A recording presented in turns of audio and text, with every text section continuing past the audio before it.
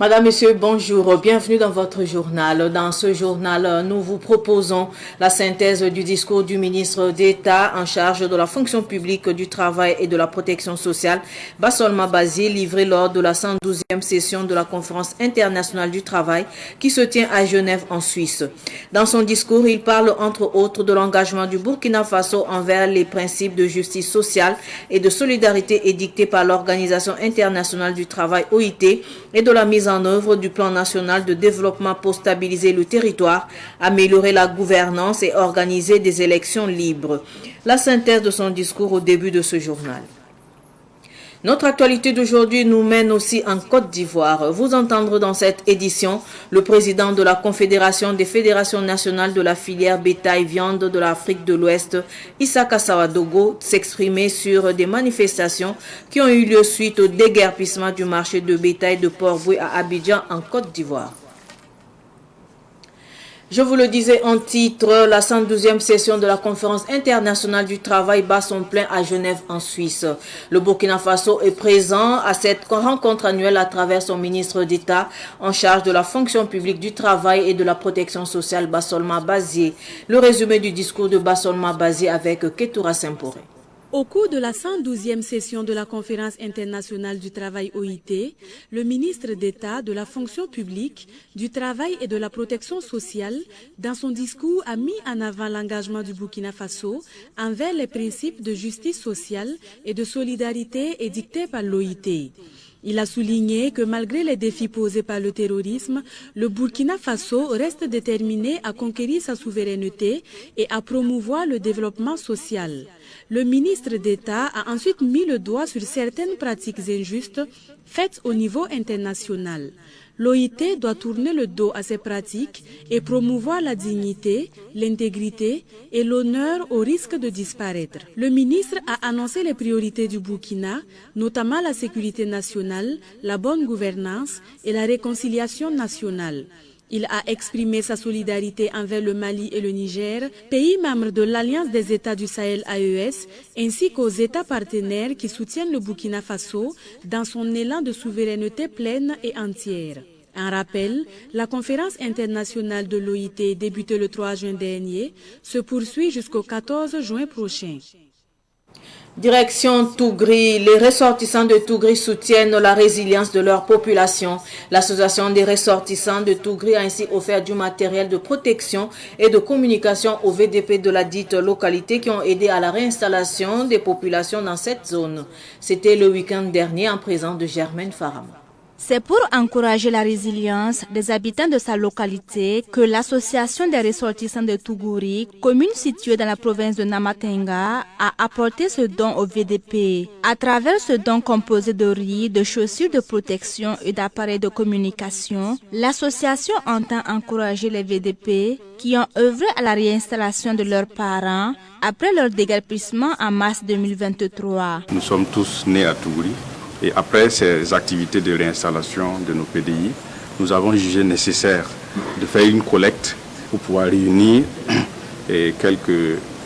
une somme d'argent afin de venir en aide aux populations qui sont reparties à Tougouri.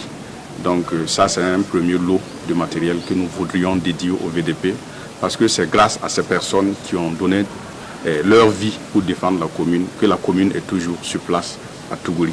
Nous avons eu 3 millions et ce lot de matériel que nous voudrions donner à nos VDP, et ça c'est à peu près d'un montant de 1 500 000 francs CFA. Donc le reste de l'argent sera dédié à d'autres choses, notamment à aider le centre médical de Tougouri qui s'était vu vidé de ses agents de santé. Ces dons offerts au VDP de Tougouri sont le résultat de 10 mois de collecte de fonds. La délégation spéciale de Tougouri, qui a réceptionné ces dons, a profité de l'occasion pour lancer un appel sur la situation de la commune de Tougouri. Dans le village de Tougouri, la situation est un peu complexe parce que, pour le moment, Tougouri Centre est regroupé avec beaucoup de villages, donc il empêche le développement de la commune même, surtout l'axe RN3. Qui ne bouge plus actuellement. Donc nous nous voulons demander au chef de l'État aussi de mettre l'œil sur l'axe, surtout l'RN3, pour pouvoir ouvrir l'axe qui va pouvoir soulager la commune de Tougouri. Les autorités de cette localité demandent plus d'opérations de ratissage pour favoriser la tenue de la campagne agricole dans la zone. Quant à l'association des ressortissants de Tougouri, elle envisage poursuivre ses actions de plaidoyer pour la sécurisation de la route nationale numéro 3. Et puis le ministre d'État en charge de la communication a reçu en audience hier les promoteurs du Grand Prix international de la traduction et de l'innovation du face au Grand Prix actif. Le président Amadé Soro et le secrétaire général Soumaïla Rabo sont allés exprimer leur gratitude au ministre d'État pour ses soutiens lors de 2 dernières éditions du Grand Prix actif 2022 et 2023 qu'il a respectivement présidé et patronné. Ils ont encore sollicité son accompagnement pour la 4e édition. Sidiki Cabré nous en dit plus.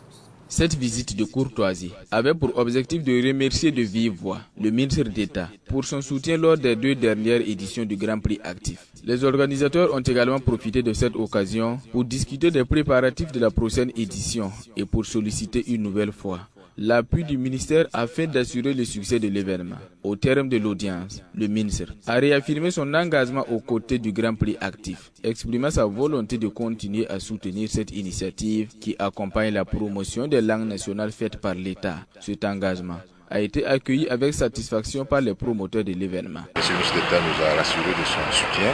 Nous lui avons également adressé tous nos remerciements pour son implication personnelle en tant que président de la 2e édition et en tant que patron de la 3e édition. Le Grand Prix actif, qui est à sa 4e édition en 2024, vise à promouvoir les langues nationales à travers la traduction, l'interprétation, la communication et l'innovation. Nous parlons de cinéma à présent. Coup de foudre Awaga est un long métrage d'1h25 d'Abdraman Zampaligré qui est à sa toute première réalisation. Cette œuvre parle d'infidélité, de trahison et interpelle les femmes mariées. La grande première a eu lieu hier au ciné Burkina. Le compte rendu de Madinatou Ouedraogo et de Rose Ouedraogo. Chez Dieu, rôle de femme de foyer, c'est un travail. Hein? Je suis salarié dans ça.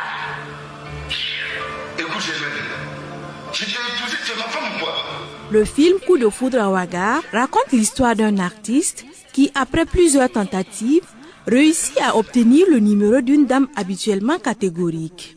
Il l'a supplié pour un rendez-vous. Et après plusieurs rencontres, la dame finit par délaisser son mari pour passer tout son temps avec son nouvel amant. Avec la complicité de sa sœur, qui à son tour séduit l'artiste en question. Pour la cinéphile Daryl Nabayago, ce film est à voir et constitue un conseil pour les femmes. C'était bien, je trouve que c'est un film qui conseille. Voilà, on dit souvent que conseille pas. C'est conséquence qui conseille. Donc c'est ce qu'on a vu dans le film. Voilà, ça enseigne un peu, voilà, comment se comporter quand on est femme au foyer. Voilà, des choses à ne pas faire. Parce qu'à la fin, on a vu comment on a vu les conséquences. Et si tu es une femme que tu avais envie de faire ça et tu vois ça, peut-être que voilà, ça va te faire renoncer. Abdraman Zampaligré, acteur et réalisateur, est à sa toute première réalisation. Il illustre une réalité que traversent certains couples. C'est le vécu quotidien de pas mal de citoyens dans ce monde. Alors la leçon dans ce film, c'est que les hommes, quelle que soit ta brillance, quelle que soit ta beauté, quel que soit ton charme, il faut faire très attention aux femmes des vieilles personnes. Vous avez vu, il a été aux anges jusqu'à la fin où le vieux a montré que dans la sagesse, il pouvait se venger. Et c'est ce qui s'est passé. Il est mort bêtement parce que de toute façon, lui, il avait une très jeune femme, très belle. Malgré tout, il vient coquifier le vieux qui a promis de se venger et il a su se venger dans le calme.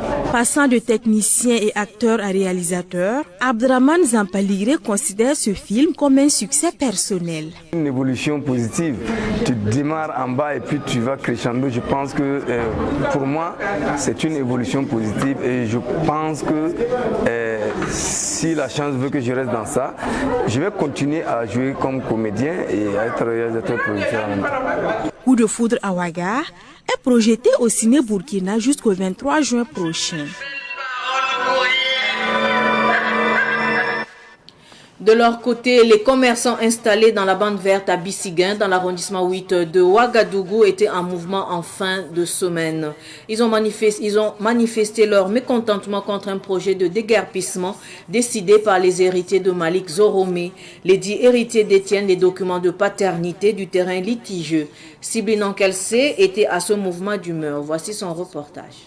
Des propriétaires des boutiques, des magasins, des débits de boissons et des kiosques installés aux abords du goudron au niveau des feux tricolores de Bissigué dans la bande verte ont manifesté leur opposition à tout projet de déguerpissement. Alors que les héritiers de feu Malik Zoromé, ancien ministre, réclament la paternité de la portion de la bande verte où ils sont installés. Côté administration, les services de l'environnement font ressortir que cette portion fait partie de la bande verte appartenant à l'État. Draman Sissoko est leur porte-parole. Oui, bon, notre démarche, premièrement, c'est au niveau de l'environnement qu'on a passé. Et puis l'environnement nous a confirmé que le terrain appartient à l'État. Voilà. Donc, mais si on constate aussi au niveau de la mairie, on avait eu une autorisation provisoire que la mairie nous avait offert. On est là et puis on travaille. Selon lui, le fils de Malik Zoromé, Moulaye Zoromé, les a convoqués en justice dès 2019, soit depuis 5 ans. Durant 2 ans, tous les travaux étaient suspendus. Après avoir reçu l'information que la zone est une ceinture verte, les boutiquiers et tenanciers de débit de boissons ont repris leurs activités. Il y avait eu un certain moment qu'il y a un maître Nabi qui est venu fermer les maquis, qu'on a fait au moins 2 ans. Que les maquis étaient fermés. Voilà, toute la zone était fermée pendant 2 ans. Voilà, c'est quand on a pris des démarches, trouvé que non, que c'est un coin ceinture verte, qu'on a recommencé encore à travailler. Donc c'est ça qu'on voulait vraiment demander vraiment à l'autorité compétente qui sont là présentement, si vraiment, voilà, si vraiment peut nous aider par rapport à cette mesure-là. Après cela, Moulaye Zoromé est encore revenu à la charge. C'est pourquoi les exploitants des lieux interpellent le gouvernement sur la question. Draman Sissoko, ses camarades et l'ensemble de leurs employés ne comptent pas baisser les bras. Bon, il est venu à nouveau parce qu'on avait un papier au niveau de la justice. Même jusqu'à présent, les problèmes sont tous en justice. Ça est en cours. On devait même d'abord partir le 25 pour un jugement. Le 25 de ce mois. Voilà, donc on a un jugement même au niveau de la justice. Donc nous, on n'a pas dit qu'on a un papier qui montre que non, que le terrain nous appartient. Mais nous, on demande seulement les autorités d'ouvrir vraiment voir réellement le terrain appartient à qui au juge. Voilà. Alors que l'environnement aussi nous a donné un papier qui montre que le terrain appartient à l'environnement. Ils disent avoir obtenu des autorisations d'exploiter les lieux délivrés par la mairie. Parallèlement, les héritiers de Malik Zoromé détiennent tous les documents du terrain, notamment l'arrêté d'attribution du terrain de 15 000 m² hors lotissement, signé en 2000 par l'ancien maire de Signorin, Babou Jean-Pierre Ido.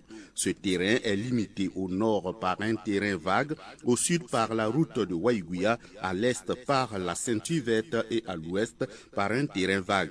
Signalons que cette affaire est pendante en justice depuis 2019. Je vous annonçais également en titre le déguerpissement du marché de bétail de Port-Boué à Abidjan en Côte d'Ivoire. Le président de la Confédération des fédérations nationales de la filière bétail et viande de l'Afrique de l'Ouest, Isaka Sawadogo, explique ce qui s'est passé. Il se démarque des manifestations qui ont eu lieu dans la période dans la commune de Port-Boué. Isaka Sawadogo est au micro de notre correspondant Boukarizon. Le premier jour, je crois que c'est le gouvernement ivoirien à travers le ministre-gouverneur qui nous a convoqués au district pour dire que le travail des censeurs a commencé à Port-Boué, mais on sait qu'on est en train d'aller au fête Tabaski et tout le monde connaît que le moment de Tabaski, c'est des moutons qu'on amène beaucoup. Et vous voyez que si tu quittes ici pour aller vers l'aéroport, ça crée beaucoup de bouchons. Donc il demande aux acteurs de venir s'asseoir.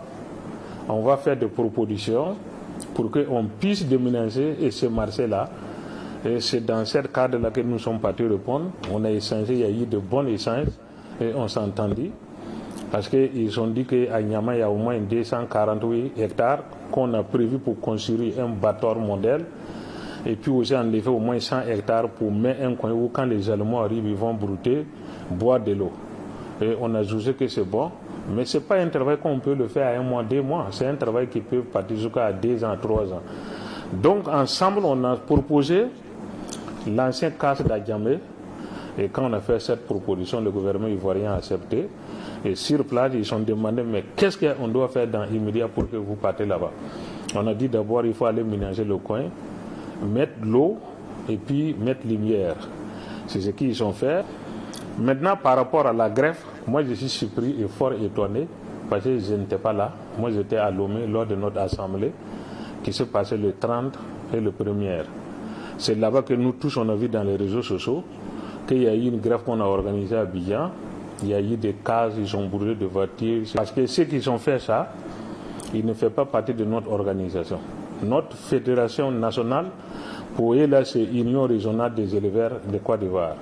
Et nous, on ne se mène pas auprès ni de loin. Nous ouvrons la page sport à présent. Le Burkina Faso a trébuché hier au stade du 26 mars de Bamako au Mali face à la Sierra Leone, 2 buts partout. Match comptant pour la 4e journée des éliminatoires de la Coupe du monde de football 2026. Direction Kaya, le centre-nord, la 3e édition du tournoi de football destiné aux juniors dénommé Coupe de la Fraternité a pris son envol le samedi dernier au stade municipal de Kaya dans le centre-nord. Suivons les deux rencontres de la première journée avec Ruben Wilson Kodjo.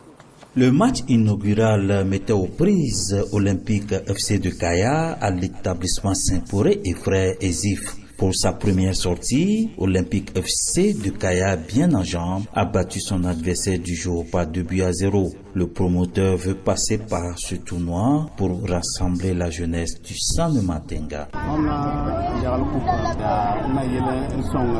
Nous avons placé cette édition dans l'objectif de la cohésion sociale, la résilience. Mais nous pensons qu'à travers cette édition, cela va contribuer à donner un temps, soit peu, un moment de loisir, de partage entre la population, de renforcement d'union, de cohésion entre les filles et fils de la province et voire de la région.